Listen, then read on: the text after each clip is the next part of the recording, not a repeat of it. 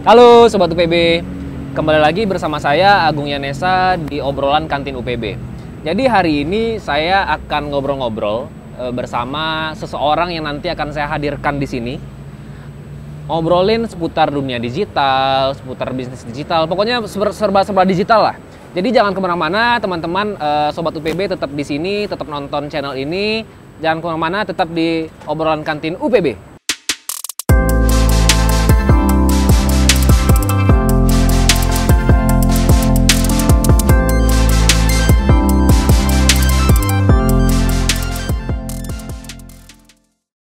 Di mana ya dia ya?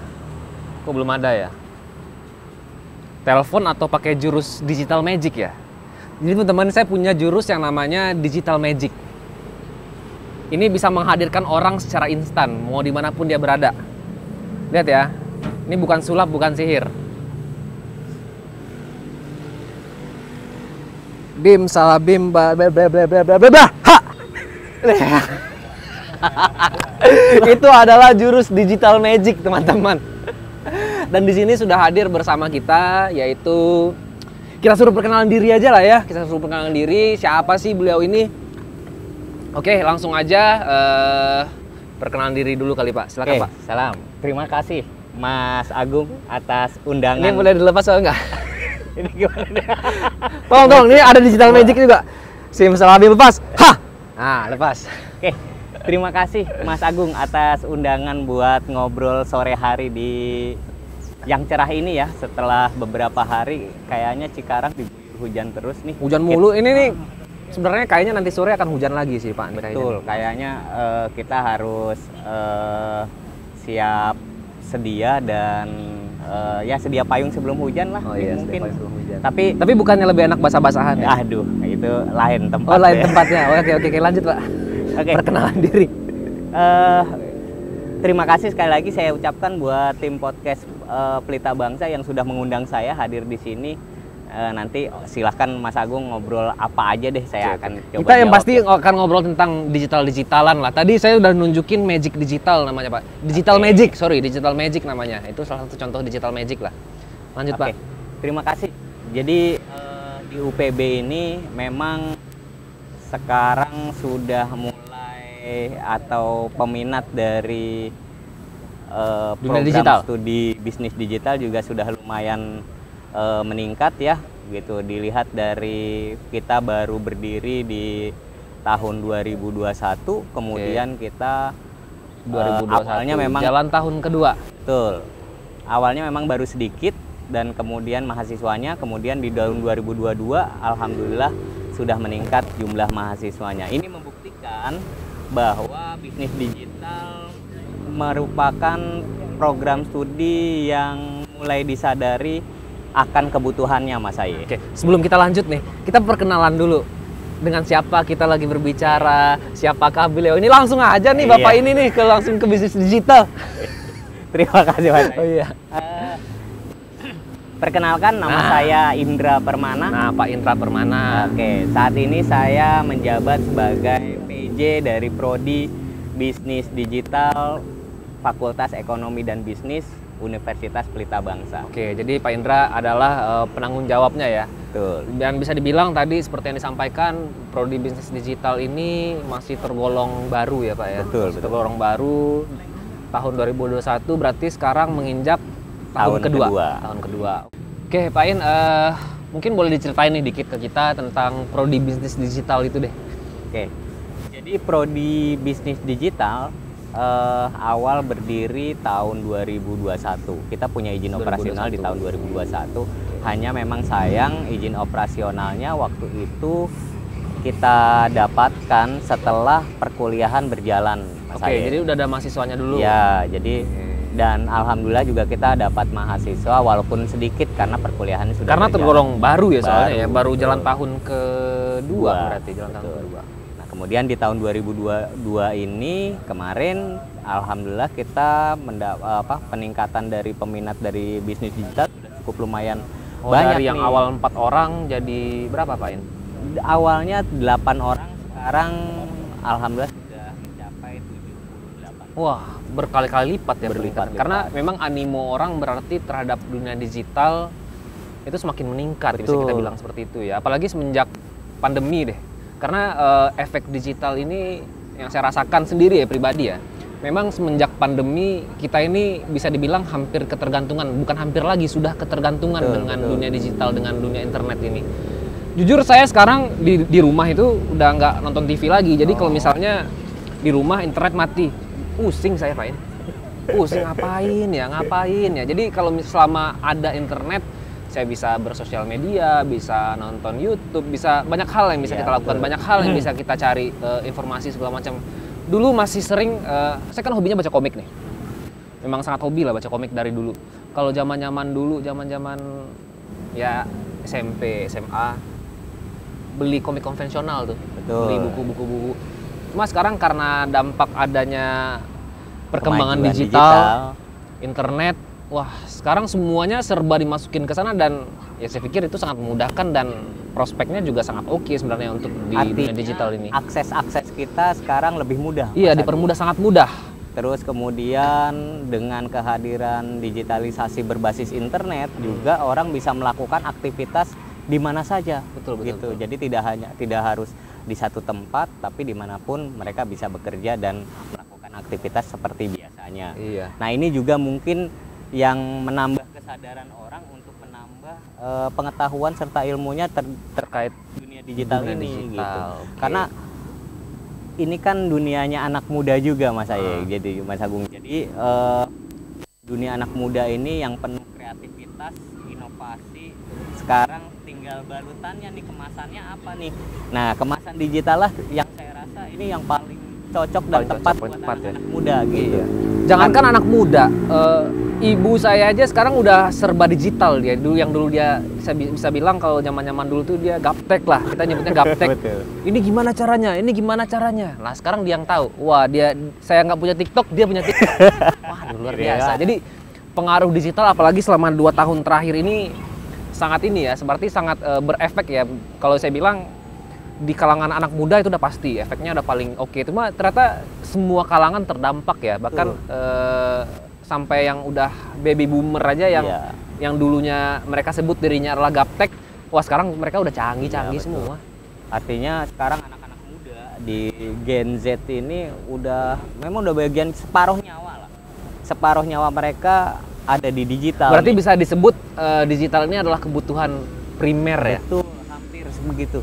Jadi kalau saya kuliah, saya selalu tanya sama teman-teman mahasiswa, ada berapa paket internet untuk bisa paket data untuk bisa mengakses internet berapa banyak dalam 1 bulan? Oh ternyata besar-besar paket data yang mereka butuhkan untuk 1 bulan. Puluhan Artinya giga. Aktivitas, iya betul, bisa lebih sampai 100 giga gitu. Waduh, ratusan giga. Artinya mereka udah melakukan aktivitas full melalui gadget mereka dengan akses data mereka gitu. Nah ini membuktikan juga bahwa memang sarana-sarana berbasis digital memang udah jadi bagian hidup Mas Aye. Iya, cuma kan memang semua serba digital, orang sekarang bisa akses semua informasi. Cuma kan di bisnis digital ini, apalagi di prodi bisnis digital, saya yakin bagaimana caranya kita memilah mana sih bagaimana sih cara penggunaan media digital ini dengan baik dan benar nggak? Jadi perlu diketahui juga bahwa kurikulum yang sudah kita bentuk atau kita susun itu karena kita di bawah dari Fakultas Ekonomi Bisnis, kita juga memang mengarahkan atau output yang dihasilkan adalah mahasiswa-mahasiswa yang sadar penuh akan bagaimana melakukan aktivitas bisnis melalui dunia digital. Okay. Nah ini dari sebaran mata kuliah yang kita punya, 40% itu kita dari ekonomi manajemen. Kemudian 40%-nya kita teknis nih Mas Agung. Jadi teknis bagaimana pengetahuan mahasiswa ditambah melalui pengetahuan teknologi informasi dan teknologi informatikanya. Kemudian sisanya tentang pengelolaan data sistem. Jadi ada pengelolaan data sistem informasi yang kita harapkan mahasiswa juga sadar betul bahwa data sekarang adalah segala-galanya nih. Mata uang ya bisa dibilang. Karena ada negara mana atau siapa gitu yang pernah menyebut ke saya harga database itu bahkan sudah menjadi sebuah mata uang gitu loh. sudah menjadi mata uang, karena memang apalagi mungkin teman-teman di sini sering gitu misalnya menerima SMS atau WA blast, SMS blast, dan itu adalah sebuah bentuk periklanan, ya bisa dibilang itu adalah periklanan yang dimaksimalkan di dunia digital. Betul, dengan memanfaatkan data tadi ya. Iya, dengan memanfaatkan data tadi. Jadi sekarang nggak perlu ngirim pos, nggak perlu, ya nggak perlu ngirim, nggak perlu konvensional lah berarti sekarang. Ditinggalkan Pak Agung. Jadi sekarang sudah apa ya? Information at your fingertip kalau ada istilah orang digital. Jadi semuanya sekarang di tangan kita, di jari-jari kita. Jadi semua bisa dilakukan dari gadget kita, dari aktivitas jari-jari kita.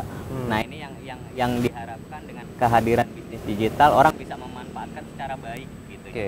Jadi tidak hanya bisa sebagai pengguna saja, tapi juga bisa memanfaatkan sebagai sarana-sarana produktif untuk bisa menghasilkan sesuatu, Mas Agung. Prodi bisnis digital ini kan kalau saya lihatnya bisnis digital ini di bisnis yang dikemas dalam digital gitu ya. Outputnya apa sih Pak? Harapannya sebenarnya output orang masuk bisnis digital, prodi bisnis digital, output yang diharapkan itu seperti apa sih? Apakah mereka menjadi pengusaha lah atau apalah atau? Jadi sekarang karena seluruh aktivitasnya sudah berbasis internet, berbasis anak-anak muda sekarang tuh kayaknya cenderung tidak mau bekerja yang monoton. Artinya lebih fleksibel, lebih mudah melakukan aktivitas di mana saja. Artinya itu jadi sarana orang untuk, atau jadi sasaran orang atau keinginan orang untuk bisa mendapatkan pekerjaan di bidang-bidang yang fleksibel tadi. Salah satu contohnya misalnya kalau di bisnis digital ini yang paling fleksibel misalnya pekerjaan e-commerce, marketplace, pekerjaan konten kreator, terus pekerjaan pengolah data atau data mining gitu ya. Nah, ini kan pekerjaan yang bisa dilakukan di mana saja gitu. Nah, ini dengan syarat ada teknologi informasinya dan tentu saja, artinya bisa menghealing kemana saja tapi sambil bekerja.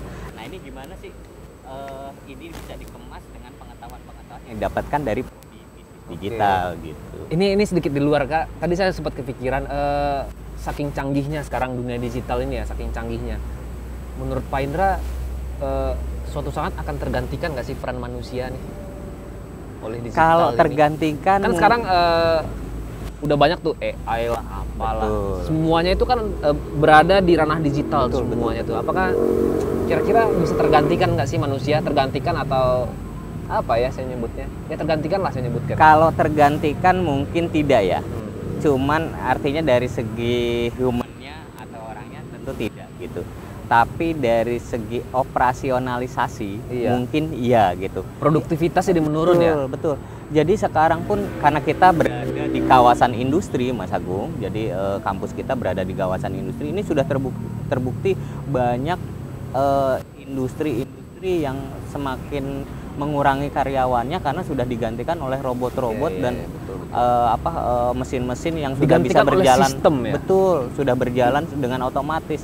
Jadi orang-orang ini cenderung bekerja di belakang layar. Nah, dengan kondisi seperti itu artinya orang-orang ini punya perannya adalah bagaimana mengolah si sistem tadi sesuai dengan keinginan dari dan itu diarahkan tadi di bisnis digital. Di bisnis digital perannya sangat besar di situ. Untuk mengarahkan ke arah sana gitu ya. Bagaimana kita ini memaksimalkan dunia digital ini yang serba luas. Kalau yang saya bilang yang tidak terbatas. Kita tanya apapun, kita ketik A, B, C, D di Google, mereka punya jawabannya lah. Betul.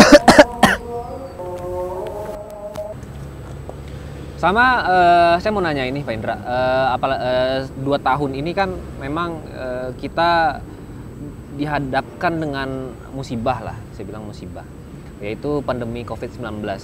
Yang mana pandemi COVID-19 ini mendorong kita semua, mau nggak mau kita harus ngerti tentang digital. Termasuk dunia ekonomi, UMKM, segala macam yang biasanya dagangannya secara offline, mereka buka toko, sekarang mau nggak mau mereka harus berpindah secara online. Jadi menurut Pak Indra nih, dampak dunia digital ini terhadap perekonomian itu seperti apa?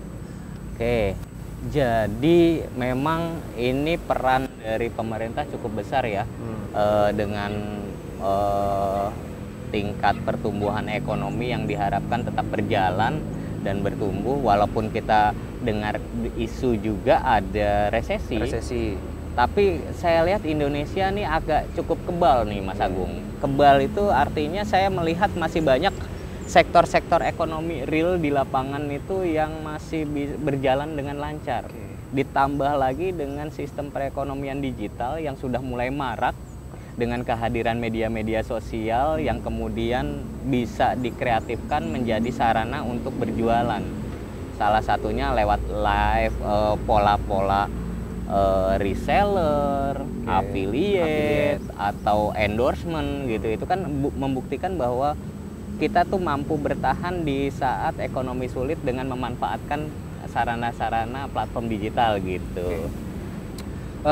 Apalagi yang saya lihat itu di tahun 2023 ini Presiden Joko Widodo juga sudah mengumumkan kalau PPKM udah nggak ada. PPKM udah nggak. Waktu diumumkan PPKM udah nggak ada itu, jujur saya keluar rumah, ada di Cikarang daerah sini, saya keluar rumah, saya pengen jajan waktu itu, rame sekali, yang artinya dalam 2 tahun orang ditempa dengan mau nggak mau mereka harus menggunakan, kedengeran ya teman-teman ya, maaf ya, karena kita ngobrol santai aja, cuma knalpotnya kencang sekali suaranya. Oke, kita lanjut. Dalam 2 tahun ini mereka dipaksa mau nggak mau berpindah ke digital. Di saat sudah offline, jadi mereka sudah memiliki pengetahuan secara digital, mereka sudah memiliki. Secara offline mereka sudah pernah punya pengalaman. Jadi dampaknya, apalagi semenjak PPKM dihapuskan ini, bisa dibilang dampaknya cukup oke ya untuk para pebisnis digital di Indonesia ya. Betul. Jadi makanya seperti yang Pak Indra bilang tadi, Indonesia agak kebal nih, agak kebal dengan resesi. Jadi yang kita orang berjualan secara offline yang kita lihat ya rame-rame aja gitu loh. Betul. Rame-rame Jadi aja. ini hanya untuk penunjang aktivitas melalui platform-platform tertentu gitu ya, terutama di media sosial nih Mas Agung. Jadi sekarang sudah mulai marak perkembangan ekonomi digital berbasis media sosial gitu ya. Di samping marketplace sendiri ya. Belum lagi kita ngobrolin soal fintech yang dengan kemajuan hampir 11% tingkat transaksi perbankan fintech di Indonesia, ini membuktikan bahwa masyarakat juga sudah harus sadar bahwa sistem transaksi berubah nih, gitu, dari yang real gitu menjadi sistem transaksi online gitu. Pak Indra sekarang lebih senang belanja pakai duit cash atau cashless? Saya terus terang Mas Agung, saya tuh jarang pernah bawa cash. Oh gitu ya. Karena yang penting saya pilih ketinggalan dompet dibanding ketinggalan handphone. Buktinya itu. Bukti kalau kita ini ketergantungan dengan handphone. Karena semuanya bisa dilakukan dengan handphone. Kita lagi mau belanja cuma lupa bawa dompet, ya kita bisa bayar pakai Kris gitu. Kris. QRIS apa Kris sih? Baca aja Kris gitu. Kris ya, Kris. Karena saya sempat belakangan ini orang sedang memperdebatkan itu. QRIS atau Kris. Kalau saya sih nyebutnya dulu QRIS.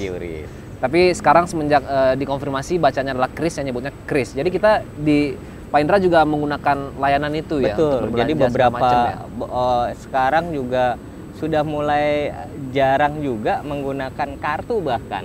Untuk ke ATM aja kita tinggal handphone gitu, transaksi tanpa kartu bisa ke warung, ke toko segala macam. Kita tinggal tapping pakai. Canggih-canggih ya warung sekarang ya. Iya betul. Kalau kantin UPB bisa? Ada beberapa yang sudah mulai scan barcode. Oh, udah ada ya. Sudah ada. Karena mungkin keterbatasan persyaratan dari perbankan kali Mas ya. Jadi mereka belum bisa memanfaatkan itu secara penuh. Tapi sesekali masih menggunakan cash lah ya. Terpaksa lah, harus. Mau nggak mau, emang harus pegang gitu ya. Kalau kenapa gitu ya. Gitu. Baik lagi ke prodi bisnis digital nih Pak Indra. Saya pengen tahu aja di prodi bisnis digital ini ada prakteknya nggak sih? Ada implementasi real nggak sih? Diajarkan nggak sih implementasi real dari penggunaan media digital ini sendiri gitu loh? Oke. Ada beberapa mata kuliah yang kita sajikan untuk mahasiswa, terutama dalam dalam Melakukan peningkatan kemampuan di bidang sosial media, di bidang pengelolaan internet dan pengelolaan data, database gitu. Nah, misalnya di semester 2 sudah, kalau di awal misalnya media sosial, di semester 1 yang hype mata kuliahnya di samping mata kuliah dasar umum lainnya. Kemudian di semester 2 ada probabilitas statistik dengan memanfaatkan data mining dan database. Kemudian ada perancangan web design gitu. Itu langsung diimplementasikan. Betul. Makanya tim pengajar kita lebih banyak ke praktisi ini. Jadi diharapkan praktisi ini bisa menularkan langsung ke teman-teman mahasiswa. Karena memang praktisi ini sudah terjun langsung di dunia itu ya, dan bisa berbagi ilmunya lah ya. Jadi mereka bisa memanfaatkan secara langsung dari ilmu-ilmu yang sudah pernah diterapkan sebelumnya, Mas Agung. Lalu kan kita sama-sama tahu lah kalau dunia digital ini menyebarnya sangat cepat, informasi sekarang menyebarnya sangat cepat, yang sampai saya sendiri pun kadang bingung untuk milih mana nih yang benar, mana yang salah. Menurut Pak Indra nih, selaku orang yang berkecimpung di dunia digital, bagaimana sih cara kita untuk menyikapi lah, untuk memilah, untuk memilih agar kita ini terhindar dari yang namanya hoax. Betul. Terima kasih nih. Ini juga perlu teman-teman ketahui juga bersama ya gitu. Bahwa sekarang dengan kemudahan akses internet, dengan kemajuan teknologi, gadget-gadget yang biasa kita pegang, dengan tanpa batas, artinya kita bisa mengakses semua informasi gitu. Apapun. Informasi, konten dan sebagainya itu bisa kita ini. Dan saya selalu memberikan pengetahuan dan memberikan sedikit nasihat ke teman-teman mahasiswa, terutama prodi bisnis digital, bahwa sebebas-bebasnya kita masih punya batasan sebenarnya. Jadi jangan lupa juga ketika ada undang-undang ITE, kita juga masyarakat timur yang punya batasan secara budaya gitu. Terus kemudian kita juga berpikir panjang dalam melakukan aktivitas sosial di media atau platform yang kita gunakan. Itu kita jangan berpikir pendek atau berpikir mencari keuntungan belaka. Karena dampaknya dirasakan sendiri nantinya. Iya gitu. Jadi banyak juga kasus yang sudah terjadi ketika orang salah menggunakan aktivitas sosial media terutama dan aktivitas platform yang lain, dia repot sendiri. Masa depan di tangan jari-jari kita nih. Iya, bisa terjerat UU ITE, panjang ya kasusnya. Panjang itu kasusnya. Sekarang berat banget jeratan hukumnya gitu. Ya, jadi teman-teman bijaklah, artinya itu bijaklah, kita ini bisa akses apapun yang kita mau sekarang. Jadi balik lagi ke diri masing-masing, bijaklah, karena banyak ditemui sekarang kasus yang orang terjerat UU ITE karena sedikit komen aja tuh, komen, enter, orang yang di komen gak terima, laporin, terjerat UU ITE. Betul. Ya dampaknya ke diri sendiri gitu loh. Jadi artinya kita harus berpikir panjang, Jadi jangan terlalu instan, mentang-mentang semua bisa akses mudah gitu terus digunakan sesuka-suka, yang kayak gitu juga. Jadi gitu. teknologi ini bisa membawa kita untuk maju, bisa membawa kita untuk sengsara juga ternyata ya. Betul. Sengsara. Jadi ya intinya kita harus be wise lah, harus berbijaklah bermedia sosial. Pak Indra main ini nggak? Sosial media, TikTok, Instagram? Kalau platform media sosial sudah pasti ya. Sudah pasti. Kayaknya sekarang kalau nggak punya justru kayaknya aneh nih Mas Agung. Kalau sampai nggak punya platform media sosial, aneh. Dan ini juga saya manfaatkan sebagai tenaga pengajar, saya manfaatkan untuk memberikan informasi-informasi ke mahasiswa maupun rekan sejawat untuk bisa sharing nih, sharing pengetahuan. Lebih sering on di mana tuh? Instagram kah? TikTok kah? Kalau lebih sering di Instagram lah. Ini Instagramnya nih. Instagramnya di sini ya, gitu. Jadi jangan antipati juga nih kita nih sebagai ini. Nggak usah main medsos. Nih kalau kita bisa memanfaatkan baik gitu, saya rasa itu nggak ada salahnya juga gitu. Nah, lalu apa ya terkait dunia digital, ya kita sama-sama punya baby lah, anak kecil lah. Anak kecil. Yang mana kalau jujur kalau anak saya memang dia seneng gitu loh dengan YouTube, dia seneng. Anak Pak Indra gimana? Sama. Tapi kalau saya punya trik sendiri, Pak Agung. Jadi kalau saya tuh tidak membiasakan, karena anak kecil kan butuh aktivitas ya. Iya, dia untuk perkembangan motoriknya dia butuh aktivitas. Jadi saya tidak membiasakan anak memegang gadget. Oh, gitu. Kalaupun dia menonton ada sarana televisi gitu. Jadi kalau televisi kan cepat bosen ya nonton. Kalau gadget, kalau lewat handphone, gadget itu cenderung fokus banget gitu. Jadi anak cenderung jadi agak lupa aktivitas. Karena anak saya tuh, wah dia senang sekali nonton YouTube. Cuma memang dia udah tahu batasannya. Dia nonton YouTube dibatasi ya. ketika dia mau makan. Betul. Ketika mau makan, dia nonton YouTube dulu sekitar 10-15 menit, baru dia mau makan. Mungkin karena tabiatnya lah, kalau dia nggak nonton YouTube dulu, dia malah dikit makannya sekarang. Gitu ya. Ya, jadi dia harus nonton YouTube dulu sekitar 10-15 menit, YouTube-nya dimatiin, baru lanjut makan. Tapi nggak lanjut lagi habis itu. Tapi yang kita lihat sekarang, banyak sekali ternyata gadget ini, media sosial, dunia digital ini berdampak terhadap anak kecil nih, banyak sekali nih. Jadi gimana sebagai orang tua menurut Pak Indra itu gimana tuh kira-kira? Jadi saya melihat begini, kadang memang sebagai orang tua, terutama yang Gen Z yang punya anak-anak kecil ya, kemudian mereka seolah-olah ini tanggapan pribadi saya, seperti tidak siap menerima gue udah punya anak nih, gitu ya, kesibukan baru sebagai orang tua. Aduh, gue nggak siap punya gitu. anak. Jadi ketika ada anak mungkin rewel segala macam, udah kasih gitu ya, biar anteng kasih handphone.